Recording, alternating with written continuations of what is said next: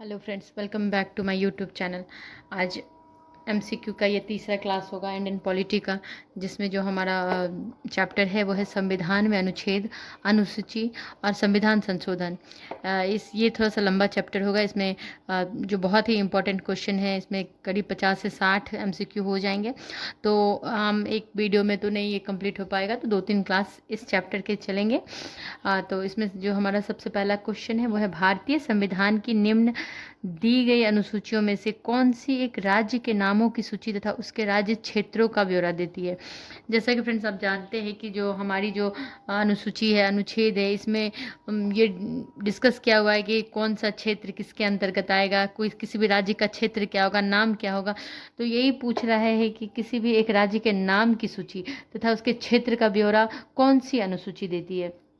तो इसका सही आंसर होगा ये पहली अनुसूची है। पहली अनुसूची राज्य एवं संघ राज्य क्षेत्र के बारे में उबंध है। जो भारत के संविधान का जो सबसे पहला अनुसूची है, उसमें इसी बात का ब्यौरा है कि राज्य और संघ का क्षेत्र के बारे में उसका ब्यौरा दिया गया है। तो नेक्स्ट क्वेश्चन होगा हमारा, निम्नलिखित में से कौन से 73वें संविधान संशोधन अधिनियम के निहितार्थ थे। तो इसमें संविधान संशोधन के बारे में है कि राज्यों के लिए पंचायतों का गठन करना अनिवार्य हो गया। दूसरा है, पंचायतों के लिए सभी स्तरों पर 5 वर्ष की अवधि का निर्धारण अनिवार्य किया गया था। तो इसका जो है, जो कथन एक जो है, ये बिल्कुल सही है कि राज्यों के लिए पंचायत का गठन करना अनिवार्य हो गया था। ये 73वें संविधान संशोधन में है। और दूसरा कथन भी बिल्कुल सही है कि पंचायतों के लिए सभी स्तरों पर 5 वर्ष की अवधि का निर्धारण अनिवार्य किया गया। हाँ, तो ये दोनों ही ऑप्शन बिल्कुल सही है। ये 73वें संविधान संशोधन के अंतर्गत किया गया कि पंचायत का गठन किया गया और पंचायत के लिए 5 वर्ष का जो अवधि है उसका निर्धारण किया गया। तो ये इसका ऑप्शन सी होगा। नेक्स्ट क्वेश्चन है हमारा, निम्नलिखित में से किन्हें 73वें और 74वें संवैधानिक संशोधन अधिनियमों के अनुपालन में गठित किया गया था। तो राज्य वित्त आयोग बिल्कुल सही है। राज्य निर्वाचन आयोग ये भी सही है। जिला नियोजन समितियां, तो ये तीनों ही सही है। 73 और 74 के संविधान में तीनों ही जो इसका तीनों ऑप्शन सही होगा, 1, 2, 3। तो डी इसका आंसर होगा। नेक्स्ट है, इसे मिलान करना है। तो पहला का ये संघीय सूची, राज्य सूची, समवर्ती सूची, ये 3 ऑप्शन है हमारे पास। तो ये जो संघीय सूची है, इसमें 100 प्रविष्टियां हैं, राज्य सूची में 61 प्रविष्टियां हैं और ये समवर्ती सूची में 52 प्रविष्टियां हैं। तो इस हिसाब से इसका आंसर ऑप्शन ए होगा। लेकिन यहाँ आंसर गलत दिया गया है, इसमें बी दिया गया। तो लेकिन इसका आंसर ये ए होगा, क्योंकि संघीय सूची में 100 प्रविष्टियां, राज्य सूची में 61 प्रविष्टियां हैं, वहीं समवर्ती सूची में 52 प्रविष्टियां। इस हिसाब से इसका ऑप्शन ए होगा। ये इसका गलत है ये। नेक्स्ट है हमारा, संविधान के 73वें संशोधन अधिनियम के संदर्भ में एक ग्राम सभा निम्नलिखित का समावेश करने वाली निकाय होती है। इसमें से जो सही ऑप्शन है ये हमें चुनना है। पंचायत के अंतर्गत आने वाले ग्रामों की संपूर्ण वयस्क जनसंख्या, पंचायत के अंतर्गत आने वाले ग्रामों की 5 वर्ष की आयु के बच्चों को छोड़कर शेष जनसंख्या, पंचायत के अंतर्गत आने वाले ग्रामों के पंजीकृत मतदाता। तो इसका सही आंसर ये होगा कि पंचायत के अंतर्गत आने वाले ग्रामों के पंजीकृत मतदाता। नेक्स्ट है हमारा, भारतीय संविधान के अनुच्छेद 352 के अंतर्गत राष्ट्रीय आपात के संदर्भ में निम्नलिखित कथनों पर 44वें संशोधन अधिनियम के राष्ट्रीय आपात की घोषणा के कारणों में से एक के रूप में सशस्त्र विद्रोह नामक शब्दावली को आंतरिक अशांति से प्रतिस्थापित कर दिया गया। तो ये सत्य है। नेक्स्ट है, 44वें संशोधन अधिनियम के पूर्व इस घोषणा को केवल सामान्य बहुमत से पारित किए जाने की आवश्यकता थी। ये बिल्कुल सत्य है। नेक्स्ट है, 42वें संशोधन अधिनियम ने राष्ट्रीय आपात को समाप्त करने के लिए राज्यसभा को विशेष अधिकार प्रदान किए। तो ये भी गलत है। तो इसका ऑप्शन 2 होगा। नेक्स्ट है हमारा, संविधान सभा के संदर्भ में निम्नलिखित कथनों पर विचार कीजिए। पहली बार संविधान सभा का विचार M.N. रॉय द्वारा सामने रखा गया। तो ये बिल्कुल सही है। वर्ष 1934 में इसका जो M.N. रॉय के द्वारा इसका विचार रखा गया था। नेक्स्ट हमारा, कैबिनेट मिशन द्वारा तैयार की गई योजना के तहत संविधान सभा का गठन किया गया था। तो ये भी बिल्कुल सही है। इसका ऑप्शन 1 और 2 दोनों होगा। नेक्स्ट है, 42वें संविधान संशोधन अधिनियम द्वारा संविधान में निम्नलिखित में से कौन से निर्देशक प्रविष्ट किए गए थे। सामान्य समान न्याय को बढ़ावा देना और गरीबों को निःशुल्क कानूनी सहायता प्रदान करना, बिल्कुल सही है। पर्यावरण की रक्षा और संवर्धन करना और वन्य जीवों के लिए रक्षोपाय करना, ये भी बिल्कुल सही है। उद्योगों के प्रबंधन में कर्मकारों की भागीदारी सुनिश्चित करने के लिए कदम उठाना, ये भी सही है। सहकारी समितियों के स्वैच्छिक गठन और पेशेवर प्रबंधन को बढ़ावा देना, तो ये ऐसा नहीं, ऐसा कुछ नहीं था। तो इसका हमारा ऑप्शन 1, 2, 3 और ये हो जाएगा। नेक्स्ट है हमारा अनुच्छेद 29 के अंतर्गत अल्पसंख्यकों के हितों की सुरक्षा के संबंध में निम्नलिखित कथनों पर विचार कीजिए। यह धार्मिक और भाषाई दोनों अल्पसंख्यकों को सुरक्षा प्रदान करता है, बिल्कुल सही। इसमें भाषा के संरक्षण का अधिकार और भाषा की रक्षा के लिए आंदोलन करने का अधिकार सम्मिलित है, बिल्कुल सही। इसका दोनों ही ऑप्शन सही होगा, तो 1 और 2 दोनों। नेक्स्ट है हमारा निम्नलिखित में से कौन सी भाषाएं संविधान की 8वीं अनुसूची में उल्लेखित है? असमिया, अंग्रेजी, संस्कृत, हिंदी।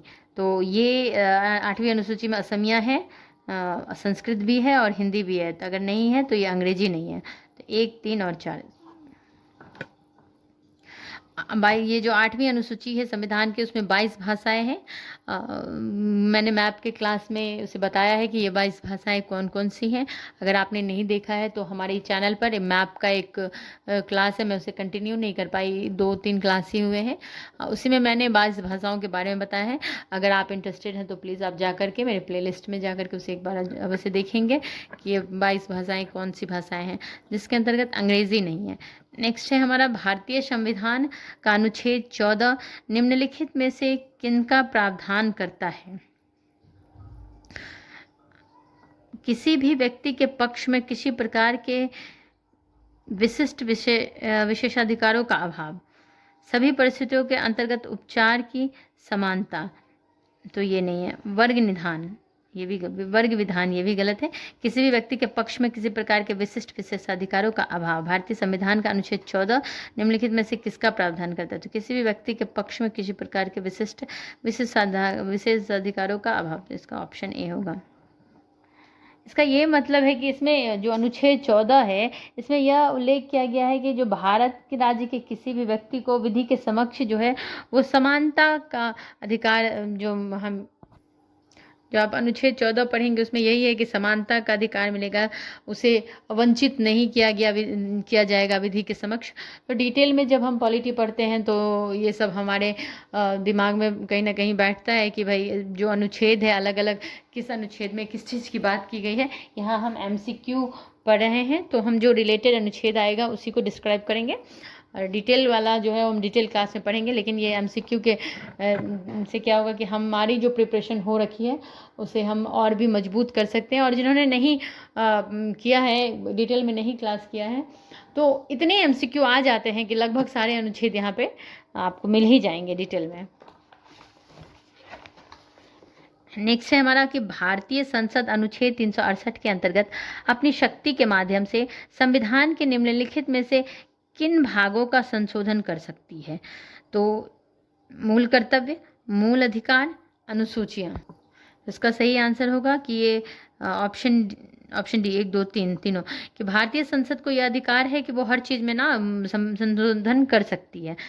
368 के अंतर्गत अपनी शक्ति के माध्यम से संविधान के निम्नलिखित भागों में से संशोधन कर सकती है। वो मूल कर्तव्य में भी कर सकती है, मूल अधिकार में भी संशोधन कर सकती है, अनुसूचियों में भी कर सकती है। कौन? भारतीय संसद।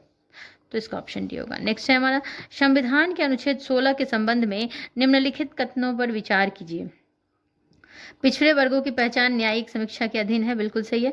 अनुच्छेद 16 में निहित नागरिकों के पिछड़े वर्ग अपने दायरे में अनुसूचित जातियों और अनुसूचित जनजातियों को सम्मिलित करता है, तो ये भी सही है। इसका ऑप्शन 1 और 2 दोनों होगा।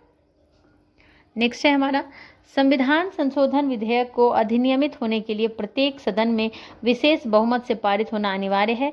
यहाँ विशेष बहुमत का संदर्भ निम्नलिखित में से किससे है?